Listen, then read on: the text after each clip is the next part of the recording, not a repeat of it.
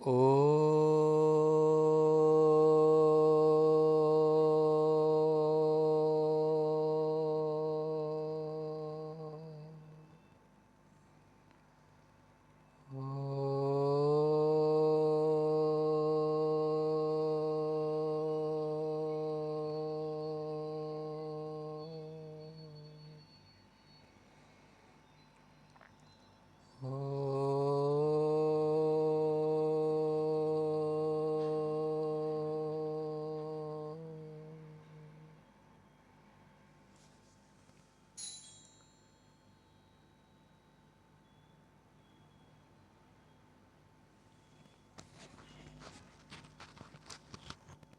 पुणी कहीं आसिले टिके आज मो डिस्टर्ब होची क्षमा करिवे गोटे मिनिट पई।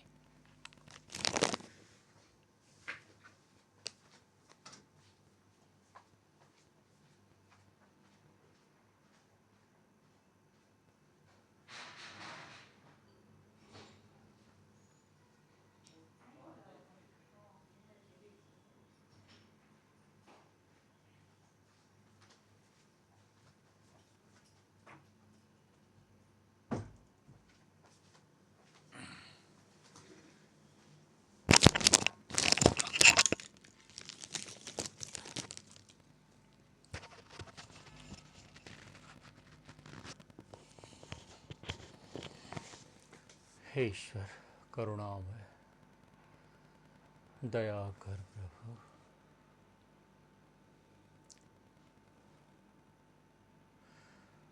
प्रभुंकर अपार करुणारू आम भितरे प्रत्येक दिन किछि किछि प्रेरणार जागृत है चली। नुआ नुआ विषय नुआ प्रकार चिंतन नुआ आभिमुख्य को आमे केते सहज हृदय रे ग्रहण करि पारुछु सेटा आम उपरे प्रभाव पकेइबो।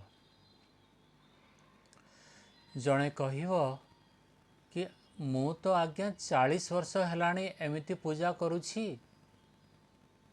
आउ काहे कि सेटा ठीक हबनी। ठीक अछि सेटा भी ठीक हेबो किंतु एठिरे गोटे विशेष भिन्नता विषय कहा चली बार बार। जो रीति नीति संप्रदायर अच्छी सेटा धर्म नुहे। से रीति नीति संप्रदायर सेटा आधार धर्मर आधार सेटा। तो आमे माने एठारे विशेष रूप रे जो दी प्रकार रो आमर संस्कार रहुछि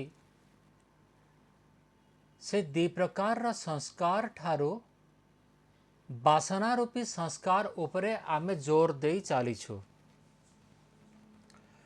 गोटे तो वासना रूपी संस्कार आउ अन्यटा पुण्य पुण्य संस्कार। आमर जेते क्रिया कर्म अच्छी से क्रिया कर्म माध्यम रे आमे पुण्य पुण्य अर्जन करि थाउ। पुण्य ओ अपुण्य से क्रियाकर्म विषय रे एठी कम चर्चा होछि। सामान्य मो चाहूछि कि आपण मानकर अन्य मानकठ दृष्टिकोण भिन्न हो जाऊ। सेथिरे जेते भिन्नता आवश्यक केवल सेते ही मो आपण को जणाउछि। काहे कि पूरा भिन्नता आपण को भितरे एबे आउ सेते सहज हबनी। से रीति नीति बा पुण्य पुण्य संस्कारटा आपणकर वर्ष तर वर्ष वर्ष पर वर्ष 25 वर्ष 30 वर्ष 40 वर्ष पर्यंत पढ़ी सारिलाणी संस्कार। से संस्कार मो पाखरे अल्प अच्छी मो पाखरे भी थिला पुण्य अपुण्य संस्कारटा किंतु मोर जो रीतिनीति से रीतिनीति को मु बहुत पूर्वर परिवर्तन कर देइथिबारु मोर से रीतिनीति प्रति आसक्ति रहिबनी। किंतु जो आम साधारण जनतांकर सेटा तो रहिबा उचित। बिना आसक्ति रे बिना झुकाव रे से मतपंथ प्रति जदि झुकाव नाही ताहले प्रभावी केमिति हेबो से मतपंथटा। किंतु एठी बार बार कहा चली कि से जो मतपंथर रीतिनीति सेटा आपणकर बाह्य छिलकाटा फलर चोपाटा आ से चोपार भितरे जो गुदाटा अच्छी सेटा आपणकर यम नियम नामक 10 प्रकार आचरण अहिंसा सत्य अस्तेय ब्रह्मचर्य अपरिग्रह शौच संतोष तपः स्वाध्याय ईश्वर प्रणिधान यही 10टा मात्र यही 10टा उपरे अनेक प्रकार प्रलेप लगा है आ से प्रलेप बिना यही 10 प्रकार आचरण शुद्ध हो पारिबनी धारण हो पारिबनी।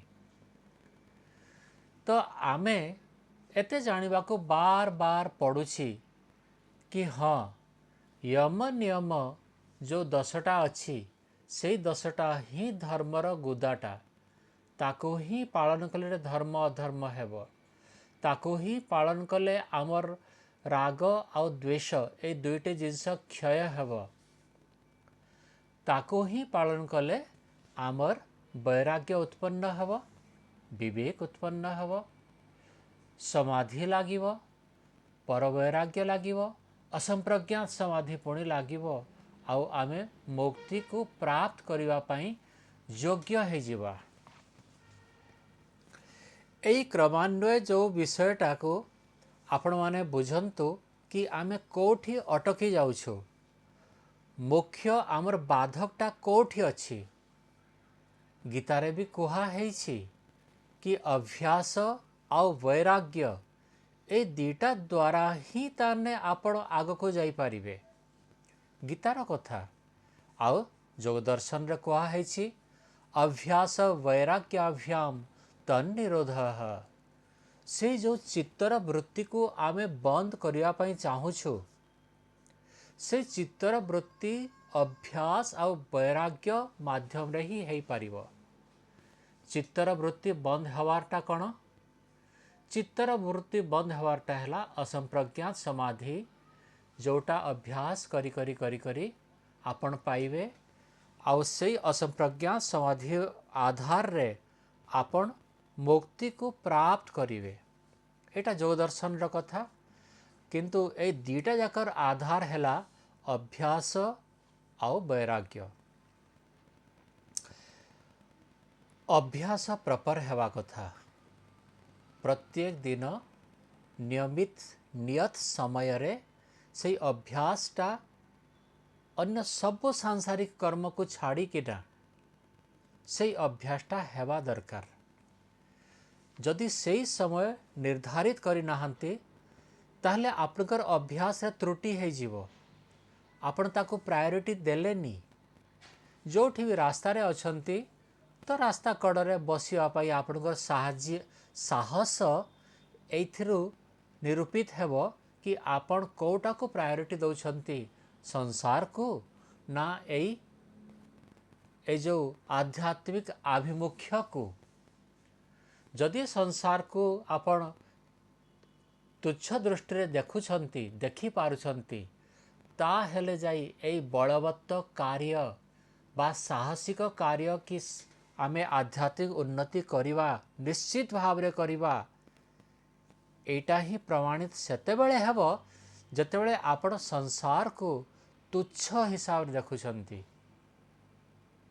समस्ते मीराबाई को कहिले कि कहीं बाहर को जाउछु तू तो राजप्रसाद र महाराणी से मानिलानी से छाड़ी किना पड़ेला से गाँ दांड बुलिला भिखारी भली मेरे तो एक गिरधर गोपाल।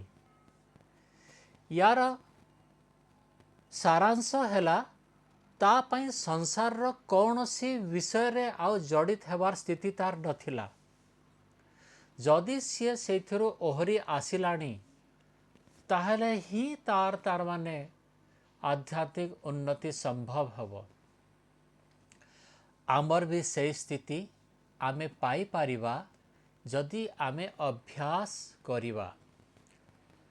अभ्यास रो अर्थ तीनोटी तप, ब्रह्मचर्य और श्रद्धा।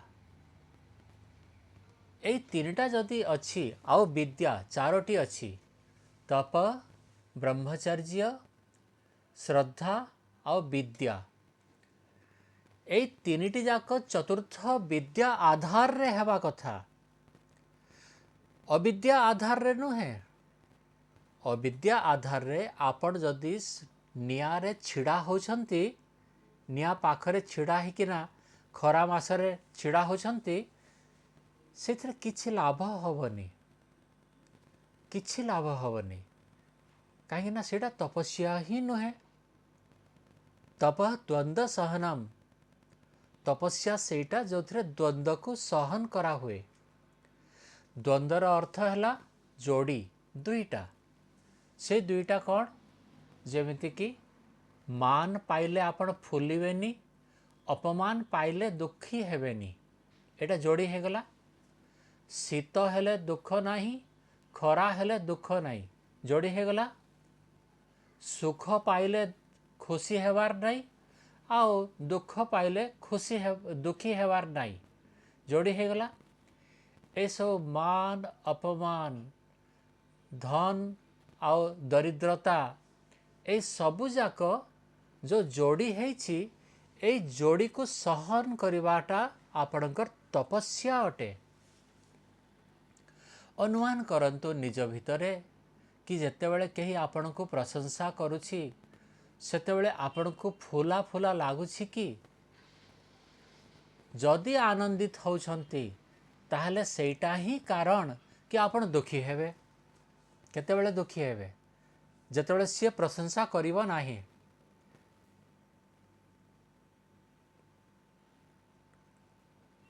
हे ईश्वर करुणामय। जेतेबेले सी प्रशंसा करिवनी आउ आपण आशा रखिबे सेतेबेले कौन हेबो? दुखी हेबे। सेइथि पई आपण केतेबेले भी प्रशंसा रो इच्छा मन रखिबेनी। प्रशंसा आसु किंतु प्रशंसा को आपण तुरंत सेपटे मुहई दियंतु परमात्मा को पक्षरे। मनरे मनरे मुहरे भी कही पारंती कि सब परमात्मा दान। जदि आपण को किए कहला कि आपण बहुत धन्यवाद, आपण बहुत ज्ञानवान अटंती, जेकोसी गोटे प्रशंसा कला भल व्यवहार करते, ताहले आपण संगे संगे कहवा दरकार कि सबु ईश्वरंकर इच्छा। कहीं ना ए जो ज्ञान, ए जो वाणी, ए जो शरीर, ए जो धन, ए जो ताकत, शक्ति, सामर्थ्य, ए सब तो आपणकर नुहे ना। आपण जदि गोटे छोट सूक्ष्म आत्मा, आपणकर कौनटा शक्ति अच्छी, कौनटा धन सांगरे संबंध, आपण ए शरीर संबंध सबुथिरे अच्छी।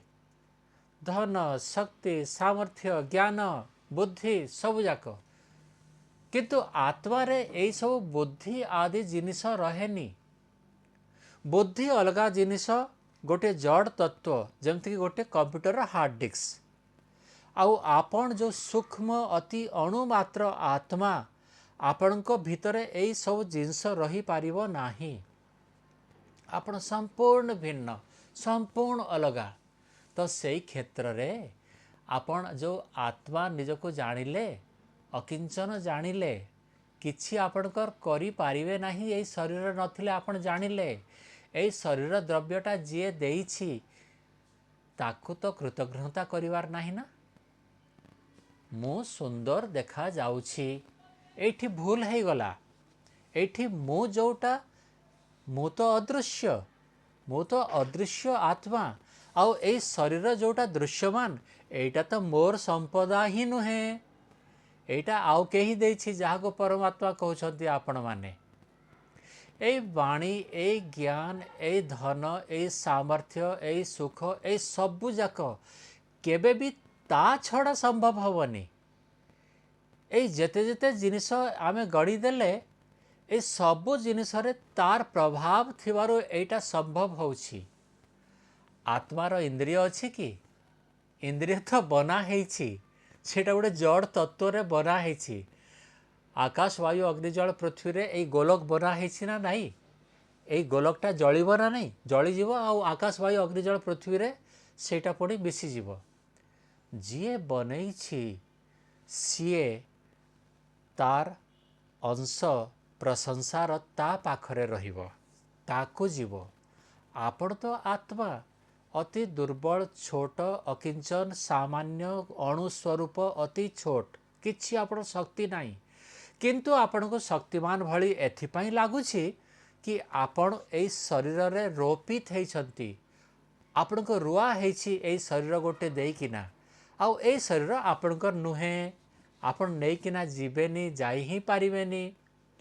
एई क्षेत्र रे कोठी आपण कहिबे, कोठी आपण अभिमान करिवे, कोठी जनकर प्रशंसा को ग्रहण करिवार आमे लाइक बोली आपण भाविबे, कोठी केमिति? ना कथारे, ना ज्ञानरे, ना शरीर रे सुंदरता, ना धनरे, ए सबु जाक तो ए शरीर संबंधित जिनस। ए शरीर संबंधित जिनस को जदि आत्मा कहिबो एटा मोर बोली, ताले से भूल किसी करुछि। से पुणी पछरे पस्तई हेबो जेतेबेले जानिबो कि याकू छाड़िकिना ताकू जीवा पई बाध्य हैला। जेतेबेले से जानिबो कि नाई नाई एबे तो आउ किछि मोर तो काम नाई, एटा तो गला सब जाक जहा धन संपत्ति कमैथिली सब जाक रहिला एठी, आ मु एका चालिली, मो साथरे कर्म ही चालिबो। एई परिस्थिति आसीबा पूर्वर निजकू सतर्कतार सहित बांधी देवाकू पड़िबो आध्यात्मिक जीवन रे। जदि से आध्यात्मिक जीवन को आमे अनुमान करी निजे एबठु सतर्क हो जिबा, ताहले पुणी आमर से धन को आमे ठीक जगार व्यवहार करी एक्सचेंज करी देवा। धन बदल रे पुण्य, धन पुणी दियो पुणी पुण्य आण, पुणी धन दियो पुणी पुण्य आण। आमे से शारीरिक शक्ति को एक्सचेंज करी देवा, सेवा कर पुण्य आण, सेवा कर पुण्य आण। एई प्रोसेस रे आमको जीवा पाई समय मिलिबो जेते शीघ्र आमे मानसिक रूप रे परिवर्तित हो जिबा कि हाँ मोर मनरे ए संसार तुच्छ, ए संसार सामान्य अटे, एटा नगण्य एथिपाई कि एटा क्षणभंगुर, आउ मते तो सुख चिरंतन दरकार, मते तो नित्य सुख आवश्यक अछि। से क्षेत्र रे मु काहेकि ताने ए संसार पिछारे लागिबी? निश्चित भाव रे मु भूल करुछि। हे परमात्मा मते से सामर्थ्य दियंतु जोथि पाई कि मु बुझिबी, मु जानिबी कि आपण को प्राप्त करिवाटा ही मोर जीवन रो लक्ष्य उद्देश्य थिला। ए संसार रो तुच्छ खेलना रे मु लागी किना दी हाथ रे आपण को छाड़ी देली, आउ खेलना को धरिछि। हे करुणामय दया करि दियो, दया करि दियो प्रभु। जदि एही प्रकार रे चिंतन प्रणाली आमर रहिबो, आमे आगको जीवार संभावना रहिबो ही रहिबो। आउ जो आसक्ति एठी आमर बाधा सृष्टि करुछि, ताको आमको जानी कि ना धर्मो ही तेषाम अधिकम विशेष, ए विशेषता को धर्म उपार्जन करिवार जो विशेषताटा ताको आमे प्रयोग न करी मरी गले आमे पशु भली जीवनटे बितेई देले किछि नाई पळै जीव। आमको चिंतन करी अनुमान करी विषय गुड़ा को बुझी बुझी ताको प्रयोगात्मक रूप रे देवाको पड़िबो। किछि व्यक्तिंकर इच्छा होछि कि आमे कौन करिबा, किछि लोकंकर इच्छा होछि कि आमे कौन करिबा। कौन आपण समस्तंकर भी से इच्छा अछि? आपण अनम्यूट करी करी कहि पारिबे?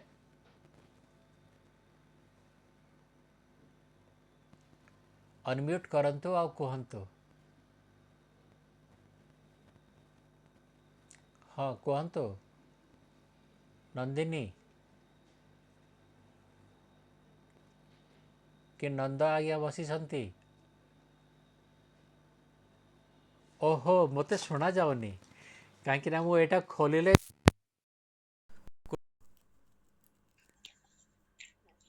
ପ୍ରଣାମ ସାର୍। ହଁ ପ୍ରଣାମ ପ୍ରଣାମ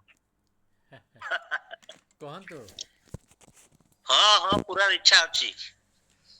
ତ ଏଇଟା ଏଇଟା ସାଧାରଣତଃ ସମସ୍ତଙ୍କର ପବିତ୍ର ବାବୁ ବି ଆପଣଙ୍କର ବି ସ୍ଥିତି କେମିତି ଆଜ୍ଞା। ତ କରାଯାଇପାରିବ। ଆଜ୍ଞା। ଆଉ ଶୁଭ ତ ଅଛି, ପ୍ରଣତି ବି ଅଛନ୍ତି। ତ ଆପଣମାନେ ସେଇ ଅଭ୍ୟାସ ପୁଣି କରନ୍ତୁ। କ'ଣ କରଣୀୟ ବୋଲି ଯେଉଁ ପ୍ରଶ୍ନ ଥିଲା କି ସକାଳୁ ଆପଣ ଉଠିବେ 4ଟାରୁ ଉଠିବେ ଆଉ ଫ୍ରେଶ୍ ହେଇକିନା ଫ୍ରେଶ୍ ହେଇସାରିଲା ପରେ ଘଣ୍ଟେ ଖଣ୍ଡେ ଭିତରେ ଫ୍ରେଶ୍ ହେଇଯିବେ। 5ଟା ବେଳେ ଆପଣ ବସିଯାଆନ୍ତୁ ଅଧଘଣ୍ଟା ପାଇଁ।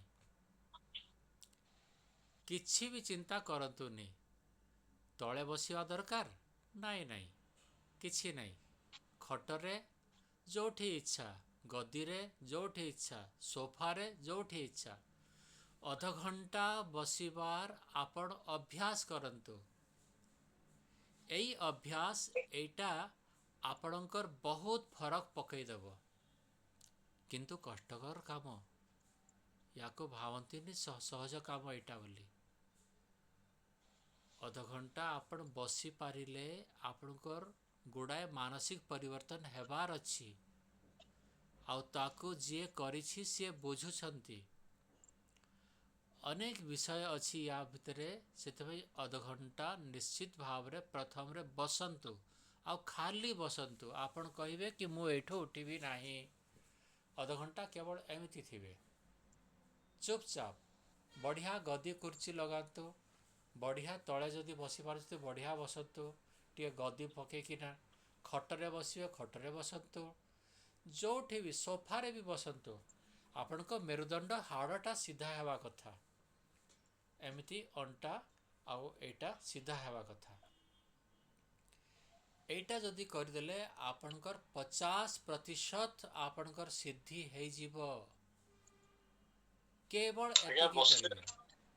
ଆଜ୍ଞା ଟିକେ ଗୋଟେ ଜିନିଷ ଯୋଉ ବସିବାଟା କହିଲେ, ହଁ ଚେୟାରରେ ବସିଲେ ପିଠିଟା ଏମିତି ପଛକୁ ଲଦି ବସିଲେ ଚଳିବ ନା ନା ମେରୁଦଣ୍ଡ ସିଧା କରିବାକୁ ପଡିବ? ନାଇଁ। ମେରୁଦଣ୍ଡ ଆପଣ ସିଧା କରିବେ, ଲଦିବେନି। ଆଚ୍ଛା ଆଚ୍ଛା। ଏମିତି ସିଧା, ପୁଣି ଏମିତି ବଙ୍କା ହେଇଗଲେ ମନେ ପଡ଼ିଲେ ପୁଣି ଏମିତି ସିଧା ହେଲା। ଆଚ୍ଛା ଆଜ୍ଞା। ଅଣ୍ଟା ଆଉ ମେରୁଦଣ୍ଡ ସିଧା କରିବେ। ତ ଏଇଟା କରାଯାଇପାରିବ। ତ ଯେଉଁମାନେ ବି କରନ୍ତୁ, ମୋର ଇଚ୍ଛା କି ଆପଣମାନେ କରନ୍ତୁ। ଯେଉଁମାନେ କରିବେ ମୋତେ ଆପଣମାନେ ସମ୍ପର୍କ କରିକିନା ନିଜ ଅନୁଭୂତିକୁ କ'ଣ ହେଲା ଯେ ଆପଣ କହିବେ। ଠିକ୍ ଅଛି, ରହିଲି ଆଜି ଏତେରେ। ଆଜ୍ଞା। ଓ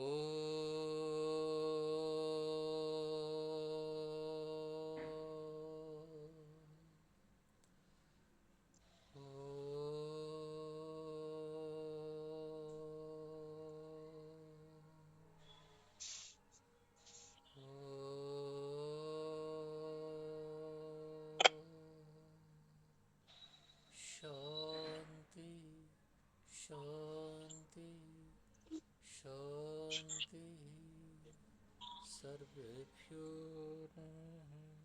सबको सादर नमस्ते जी।